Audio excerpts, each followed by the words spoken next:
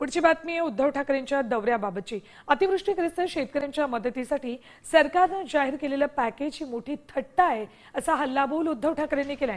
कर्जमाफीसाठीची जून महिन्यातली मुदत अमान्य आहे, आत्ताच्या आत्ता कर्जमाफी द्यावी अशी मागणीही त्यांनी केली।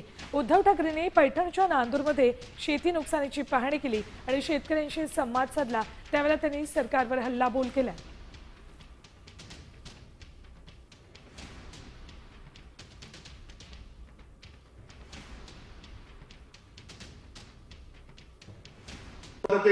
मुख्यमंत्र्यांनी कोपऱ्याला गुळ लावला। कधीची तारीख दिली आता? 30 जून। आज महिना काय सुरू झाला? पहिलं कर्ज फेडले, फेडण्याची ताकद आहे। जमीन खरडून गेले, त्याच्यामध्ये माती मिळाले। बरं, मला एक खरोखर सांगा, मी याच्यात परत सांगतो, राजकारण करायला आलो नाही। जे काही पॅकेज जे अर्धवट आहे म्हणजे नाहीच आहे, पॅकेज ही थट्टा आहे। आता केंद्रीय पथक आपल्या बरोबरीने फिरते, तुमच्याकडे येऊन गेलं, येईल कदाचित। आज पेपरमध्ये मुंबईतून निघताना फोटो पाहिला, रात्रीचे टॉर्च वरून पाहणी करतायत।